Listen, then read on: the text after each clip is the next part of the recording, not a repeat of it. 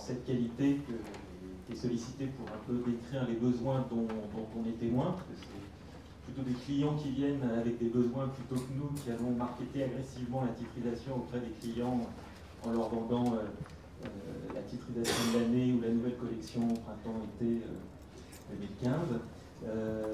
Donc voilà, alors c'est vrai que malheureusement on aurait voulu que les gens des PCE viennent aussi, qui eux montent des opérations, m'accompagnent. Malheureusement ils n'étaient pas disponibles ce matin et ils vous prie de les excuser. Donc moi je vais revoir un peu quels sont les objectifs, mais encore une fois M. Massé les a bien décrits, donc malheureusement je pense qu'il a largement déploré le sujet. Donc moi je vais juste me contenter peut-être d'apporter quelques éclairages un peu concrets, quelques exemples un peu pour donner corps un peu à une certaine vie à ce qu'on évoque aujourd'hui. Et notamment parce que je suis bien d'accord sur le fait que c'est quand même une activité, la titrisation, qui est génératrice de fantasmes. Même en interne, on rencontre régulièrement des gens au sein de la TIC6 qui nous regardent et qui disent vous devez faire des trucs absolument extraordinaires. Et alors même que c'est des gens qui traitent d'opérations de marché dérivées que je serais bien incapable de comprendre. C'est assez amusant, alors que, en fait, je pense que les gens de Cassis ne me contrediront pas, on fait des choses qui sont assez concrètes. On regarde des contrats, on s'assure que les créances soient cessibles, on s'assure que opérationnellement il y ait des choses qui soient faisables, on s'assure que les investisseurs aient de l'information. On fait des choses qui sont en fait très concrètes et on n'est pas tellement dans la spéculation. Et effectivement, pour revenir sur le point qui a déjà évoqué, et notamment par M. Massé, pour moi la titrisation c'est avant tout un outil. Mais par contre, pour revenir sur la question de la sémantique, moi je remarque simplement, c'est juste une remarque, hein, mais qu'aujourd'hui la titrisation a des pondérations très pénalisantes, et qu'il y a une sous-catégorie de la titrisation qui potentiellement sera STS et qui, elle, bénéficiera de pondération préférentielle. On est bien dans la logique qui consiste à dire que la titrisation c'est mal, et qu'éventuellement, sous certaines conditions, ça peut être quelque chose de bien. Et je pense que c'est pas neutre, effectivement. Après, on voit d'où on vient. Donc, d'abord un constat, alors je me suis vraiment concentré sur la France, là. De quoi parle-t-on quand on parle de titrisation en France? Alors c'est vrai qu'on évoque en Europe, je crois, des volumes de 200 milliards.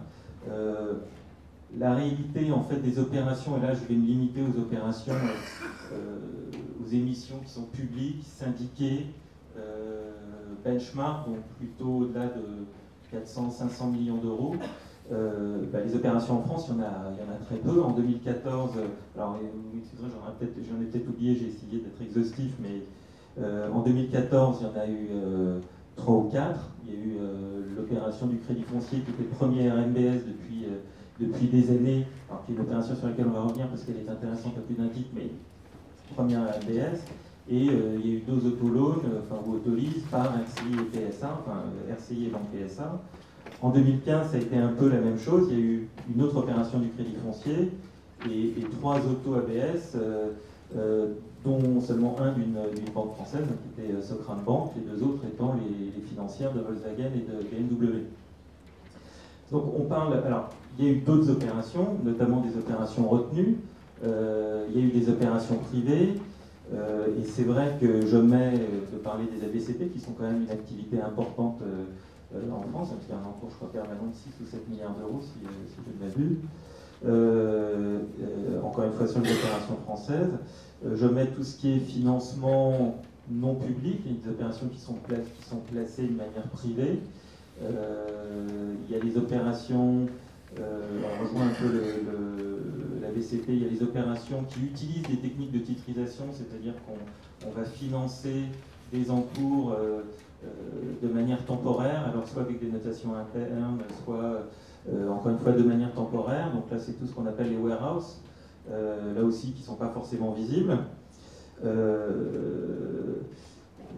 Et c'est le sujet d'ailleurs qui a été un peu évoqué, c'est vrai que la titrisation, spontanément, c'est la logique d'un risque qui va être transféré, qui va être un peu transformé à travers le tranching et transféré à d'autres acteurs de l'économie. Il y a aussi le développement, et pour le coup, moi ça a impacté mon quotidien parce qu'on en fait nettement plus qu'auparavant, c'est de monter des fonds qui vont acheter des actifs non tranchés, qui vont être, dans lesquels vont investir soit des fonds de private equity, soit des assureurs, d'autres acteurs. Et effectivement, là on est vraiment dans du repackaging. Moi, ça rentre dans la titrisation, et je pense que, encore une fois, toute la réglementation bancaire, et le sujet a déjà été un peu évoqué, la réglementation bancaire et prudentielle pousse à ça en fait. Et on se trouve de plus en plus dans des situations où les acteurs, de nouveaux acteurs viennent acheter des portefeuilles de prêts, là aussi je vais en parler brièvement. Donc voilà, donc, les deux questions qu'on peut se poser, c'est est-ce que ces besoins sont simplement limités, hein, parce qu'il y a relativement peu d'opérations, ou est-ce qu'ils sont bien, enfin ils existent réellement, et économiquement ils ne trouvent pas leur satisfaction, parce qu'économiquement la titrisation, en tout cas telle qu'on la conçoit aujourd'hui, elle est trop chère. Donc je vais essayer de revenir sur les différents besoins, hein, très simplement. Alors, et je ne vais pas limiter mon propos aux banques, mais aux institutions prêteuses en général. Hein. Donc, la première préoccupation, c'est de lever du financement à meilleur coût. Ça, c'est la vocation de la titrisation. La plupart du temps, quand on fait des opérations, notamment les opérations que j'ai mentionnées à l'origine, enfin, les opérations publiques, l'objectif est quand même principalement un objectif de lever du fonds à meilleur coût. Là, est-ce que le besoin est vraiment très important? Pour les grosses banques françaises, c'est pas du tout évident. Jusqu'à présent, le coût du senior, entre le coût du senior unsecured et le coût de la titrisation, le différentiel n'était pas énorme. Alors moi, je vais prendre un exemple que je connais, qui est le groupe PTCE. Entre le coût du senior et le coût d'une opération de titrisation à 2 ans, le différentiel, quand il existe, alors ça dépend des moments. Il y a Volkswagen qui fait une annonce qui a un impact sur tous les spreads des ABS, ça complique la tâche de tout le monde. Mais grosso modo, à 2 ans, on doit avoir un spread positif pour l'ABS d'une dizaine de points de base. On l'évoquait, une opération de titrisation, ça coûte de l'argent, c'est compliqué à mettre en place, c'est opérationnellement très lourd, c'est de plus en plus lourd. Et les 10 bips sur une opération immobilière doivent à peu près couvrir les coûts. Donc, pour une grosse banque française, et pour lever du financement, ça se discute. Alors,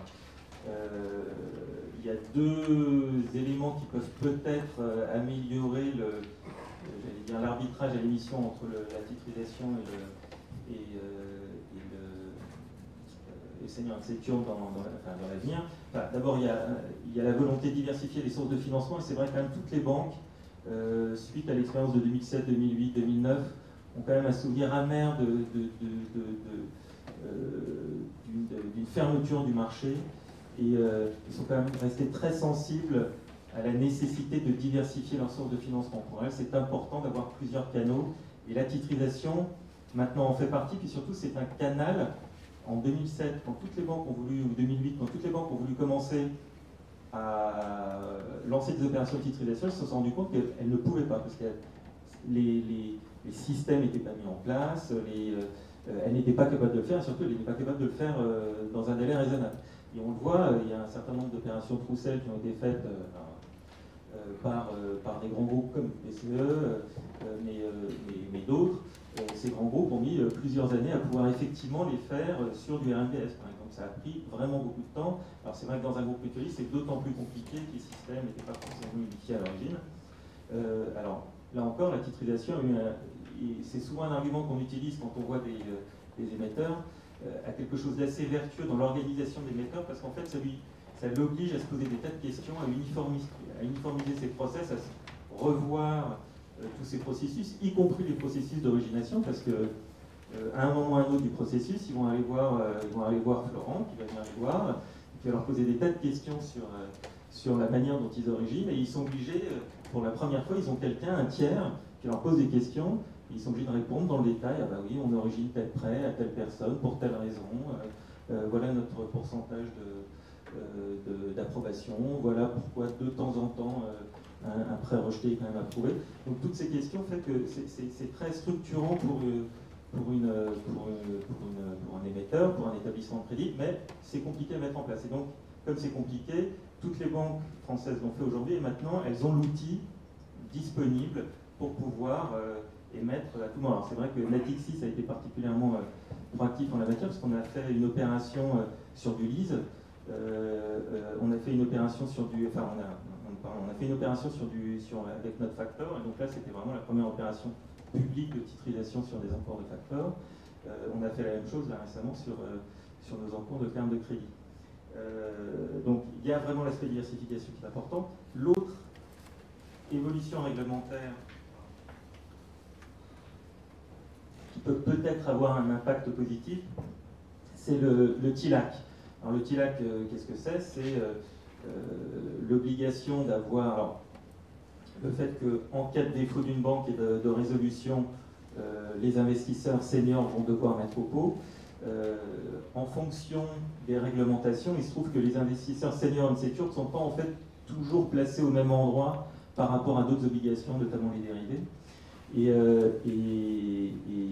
Et en fait, la réglementation est appelée à changer, et on a l'exemple de l'Allemagne, où le senior unsecured, donc il y a eu un changement de loi, le senior unsecured a été un peu juniorisé par rapport à un certain nombre d'autres obligations qui n'étaient pas forcément bail-in-able, ou en tout cas qui étaient bail-in-able mais pas éligibles au TILAC, et ça a eu un impact drastique sur le niveau de rémunération des obligations seniors.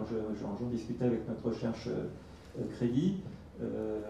Du jour au lendemain, ou quasiment, les obligations de senior unsecured allemands ont pris, alors, au pic 70 points de base, à 7 ou 8 ans, c'est revenu un peu en dessous, mais là déjà, on voit que potentiellement, il va y avoir un développement qui fait que la titrisation va devenir plus rentable par rapport au senior unsecured. On va voir comment ça se passe en France, parce que pour le coup, je ne suis pas du tout à la pointe des débats en la matière, mais je crois que le sujet n'est pas encore réglé, et la France regarde si on ne va pas plutôt émettre une sorte de titre intermédiaire entre le tier 2 et les obligations senior unsecured, qui serait un équivalent de tier 3, qui permettrait de répondre aux exigences du TILAC. Voilà, alors, bon, ça c'est un élément qui peut avoir un impact positif, encore une fois, pour la titrisation, pour les grandes banques françaises. Ce qui est vrai pour les grandes banques françaises n'est pas du tout, beaucoup moins pour tout ce qui est financière. Et encore une fois, les gros émetteurs, et on les a évoqués, les émetteurs principaux, c'est en France, c'est RCI, c'est Socram Bank, c'est Banque PSA, c'est Carrefour Bank, toute entité qui, comme elles ne prennent pas de dépôt, ont une impasse de liquidité bien plus importante, et là, dans leur funding mix, la titrisation a toute sa place. Et pour elles, c'est vraiment important. D'autant que souvent, il y a pour le coup un spread beaucoup plus avantageux en faveur de la titrisation par rapport au senior unsecured. Parce que là aussi, je regardais par rapport à des émetteurs auto, justement, ou à des émetteurs, à des retailers, le spread, la différence de spread à 2 ou 3 ans, à 2 ans, qui est l'horizon généralement sur lequel on fait des opérations de titrisation, la différence de spread peut être entre 30 et 50 points de base. Donc là, pour le coup, la titrisation devient vraiment quelque chose d'intéressant. La limite qu'ils ont, c'est plutôt pour le coup et le rehaussement, et que tous les actifs ne sont pas forcément aisément titrisables. Mais elles affichent toutes un objectif d'avoir 20-30% de leur passif sous format de titrisation. Donc là, pour le coup, la titrisation est quelque chose de très important pour eux. Et ce qu'on évoquait, les derniers acteurs, mais qui sont les nouveaux acteurs, qui sont effectivement des financières. Alors là, on sort justement du monde réglementé au stricto sensu, mais il y a le développement qu'on a pu voir aux États-Unis de tout ce qui est crowdlending, alors notamment Lending Club, où là, il y a une entité qui est une plateforme et qui, grosso modo, titrise quasiment l'intégralité de ses encours. On a un équivalent en France, qui est Prêt d'Union. Alors Prêt d'Union est un peu un statut un peu intermédiaire, parce que c'est un établissement de crédit qui est quand même régulé et auquel la CPR a imposé un certain nombre de contraintes, dont la contrainte de rétention, ce qui me semble extrêmement simple. Et ce qui d'ailleurs permet de pouvoir marketer Prêt d'Union de manière en toute confiance. Mais c'est vrai que ces plateformes se développent, il y en a énormément aux États-Unis, au Royaume-Uni, elles sont en train de se monter partout, et elles correspondent à un vrai... Enfin, à la naissance de ces plateformes correspond une vraie demande d'investisseurs d'investir directement dans des produits qui sont originés par des tiers. Et donc d'avoir des plateformes qui permettent de récupérer les actifs et donc de ne plus avoir la banque intermédiaire, mais vraiment de se retrouver en face de ces actifs pour en avoir tout le yield. Et effectivement, on voit de plus en plus d'acteurs qui fonctionnent comme ça, et notamment aussi des fonds de private equity qui soit investissent dans ces plateformes, soit investissent dans des portefeuilles qu'ils acquièrent. Alors, l'exemple de ces opérations, encore une fois, c'est vraiment des montants de plus en plus importants, voire colossaux, quand on voit la liquidation de Northern Rock et de tout Granite, donc, qui était le Master Trust de Northern Rock. Il y en a pour des milliards et des milliards. Et il y a eu des opérations récentes de vente de portefeuille, et c'est, si ma mémoire est bonne, Cerberus, donc le fonds, qui a acheté une portion de ce portefeuille avec l'aide d'un certain nombre de banques. Et voilà, donc on se retrouve de plus en plus dans des situations où la titrisation, pour tous ces acteurs qui n'ont pas vraiment de bilan, est le moyen vraiment de refinancement par excellence. Alors, je reviendrai dans ma conclusion sur ce point-là, mais qu'est-ce qui fait qu'on peut, on peut faciliter, qu'est-ce qui est important dans cette optique de financement? C'est bien sûr le prix de sortie. Et le prix de sortie, qu'est-ce qui est à l'origine du prix de sortie? C'est le nombre d'investisseurs qui va amener la liquidité, et puis c'est l'objectif de ROE, de rentabilité de l'investisseur. Et à ce titre, moi je suis assez d'accord, la grande difficulté, la grande question qu'on a quand on voit les pondérations de la titrisation, c'est la différence entre ces pondérations et des pondérations de risques qui sont probablement équivalents. Et la question n'est pas de savoir si 7, 10, 14 c'est beaucoup ou pas beaucoup en soi. La question, c'est l'investisseur, il dit bon, moi j'ai un cover qui est éligible à tout, qui a une pondération proche de 0. Bon, certes, le spread commence à être bas, mais l'un dans l'autre, c'est plus simple, on me demande moins de regarder moins de choses, je vais prendre du cover.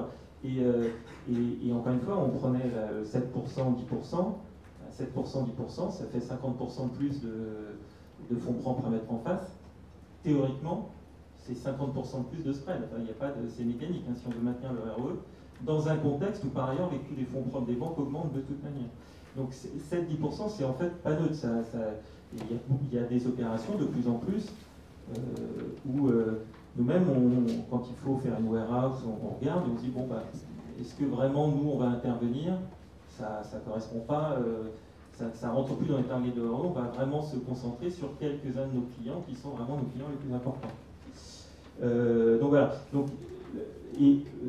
Sur le nombre d'investisseurs, ce qui est aussi important, et c'est ce qu'on évoquait, c'est que la contrainte, c'est assez paradoxal parce que d'un côté on veut, je vais probablement couper largement, sur les investisseurs, sur le nombre d'investisseurs, une des contraintes que les investisseurs ont, c'est que ça leur demande tellement de travail de faire tout ce qu'ils ont à faire sur la titrisation, ils ont tellement peur, notamment les investisseurs réguliers, ils ont tellement peur des audits qu'ils vont avoir à subir, des justifications qu'ils doivent apporter dès qu'ils investissent dans une opération de titrisation, ils sont dans une attitude assez ambivalente, on parlera, mais qui est à la fois de vouloir toujours plus d'informations pour pouvoir démontrer à leurs régulateurs qu'ils ont fait le travail, et en même temps, alors même qu'on veut éloigner, on veut limiter le recours aux agences, la réalité est qu'ils ont besoin d'un tiers. Ce qu'ils veulent, c'est pouvoir se reposer sur quelqu'un pour dire, voilà, cette personne, elle a en partie fait le travail, je peux me reposer sur l'analyse qu'elle a faite. Alors, ça peut être le label, ça peut être une agence de notation, mais c'est assez rigolo de voir le paradoxe qu'il y a entre, on essaye de faire en sorte que les investisseurs soient de plus en plus responsables de ce qu'ils font, et le fait qu'en fait, la réaction des investisseurs, ce qui était d'ailleurs le problème là, c'est de dire, bon, ouais, mais ça devient vraiment trop compliqué, je préfère aller faire du corporate, l'un dans l'autre, en termes de ROE, c'est pas radicalement différent, mais ça me demande d'être en moins de travail. Donc voilà, et donc l'autre aspect, c'est effectivement la stabilité de l'environnement réglementaire. Et là aussi, qui est assez important, parce que le nombre de fois on est en roadshow face à des investisseurs qui nous demandent, bah alors, bon, petit à petit les choses se résolvent, mais par exemple sur le, c'était quoi, c'était l'éligibilité au LCR, on a souvent l'impression que les investisseurs, c'est des poules face à des clés à molette. Est-ce que c'est LCR? Vous pensez? Moi j'ai lu le texte. Ok, on rentre justement lors des roadshows où on devrait parler du risque, on rentre dans l'exégèse de textes réglementaires, voilà, avec des interlocuteurs qui sont plus ou moins prudents. Donc c'est vrai que le plus vite on a quelque chose de stable, et puis surtout avec un juge de paix qui est capable de dire la loi, parce que c'est important la jurisprudence. Je pense que, on reviendra peut-être là-dessus, mais sur le STS, en fait ce qui est important, c'est de garder des règles relativement souples, parce qu'en fait, il y a la titrisation, c'est des mécanismes qui sont compliqués, mais qui le sont par essence, et c'est nécessaire. Enfin, après, elle ne s'adresse pas à Madame Michu, c'est quand même des investisseurs qui sont capables de suivre de quoi on parle. Mais il est important qu'il y ait quand même une marge de manœuvre. C'est un outil d'innovation, la titrisation. Ça permettrait de faire des besoins variés. On le voit avec les ABCT. Hein. C'est la différence avec le factoring et la titrisation de créance commerciale. C'est que la titrisation de créance commerciale, on peut faire des montages compliqués avec des sous-SPV de manière à adresser des situations compliquées où on a un corporate qui vend dans 10 pays. Et ça, c'est vraiment... la titrisation permet de répondre à ce besoin. C'est compliqué. Et c'est pour ça qu'il faut qu'il y ait un cadre STS qui permette justement de dire des règles générales avec quelqu'un éventuellement qui soit capable d'apporter la jurisprudence le plus rapidement possible.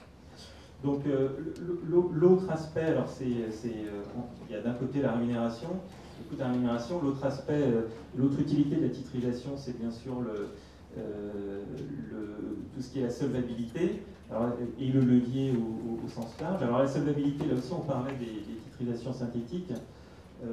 Moi, c'est vrai que j'ai un peu de... Je ne comprends pas la défiance vis-à-vis de la titrisation synthétique, parce que j'ai l'impression que soit le mécanisme juridique qui sous-tend le transfert de risque il est robuste, soit il ne l'est pas, et a priori il y a des cabinets d'avocats, une jurisprudence en la matière qui devrait quand même permettre d'avoir un certain confort. C'est vrai que pour moi, mais bon là je parle à titre personnel, quand on évoque quelque chose de synthétique, c'est plutôt le risque de commencer à faire des opérations qui soient complètement déconnectées de l'économie réelle. C'est le jour où on fait une opération où en face, il n'y a pas le sous-jacent et qu'elle soit une autre forme de levier en fait. Donc, mais sur le mécanisme lui-même, qu'on utilise un CDS ou qu'on utilise une garantie financière ou qu'on vend effectivement les actifs en DAI, tout ça, c'est pas comme si on allait transporter les actifs et qu'on allait les mettre dans un coffre-fort. Ça reste des mécanismes juridiques. Je prends par exemple les commandants français aujourd'hui, c'est synthétique. Hein, et pourtant, c'est un des plus grands marchés, plus liquides, mais les sociétés de financement d'habitat, elles font un prêt, on leur remet en collatéral des actifs. Quelque part, c'est une opération synthétique. Et ça pose de problème à personne, et à juste titre. C'est des mécanismes qui, a priori, sont robustes. Donc c'est pour ça que sur le synthétique, il faudrait voir effectivement comment éviter de se couper, encore une fois, un outil qui peut être utile, même si là où il y a un autre aspect sur le synthétique, il y a la titrisation. Qu'est-ce qui fait que la titrisation de Roussel ou la titrisation en général est quelque chose d'extrêmement robuste et beaucoup plus robuste que la plupart des autres investissements? C'est qu'il y a des tas de questions. Et je reprenais d'ailleurs, c'était très intéressant. Monsieur Lassay, à un moment, il y avait une liste de risques. Je vous disais, c'est vrai, tous ces risques existent, mais tous ces risques, ils sont traités dans une titrisation, ils sont traités, connus, et généralement, il y a une grande transparence sur ces risques. Et en fait, tous ces risques, ils existent aussi de la même manière, je veux dire, dans n'importe quel autre investissement, c'est juste qu'ils ne sont pas connus. C'est-à-dire qu'on les découvre trop tard, mais ils ne sont pas suivis. Donc voilà, bon, mais ceci dit, donc voilà, donc c'est vrai qu'opérationnellement, je pense que avoir mis l'accent sur la robustesse opérationnelle d'un processus, et donc dire il faut que les banques soient effectivement capables de transférer leurs actifs, qu'elles le fassent ou pas, mais en tout cas qu'il y ait une réalité, on a vu que dans leur système elles sont capables de le faire, je pense que ça c'est ça par contre.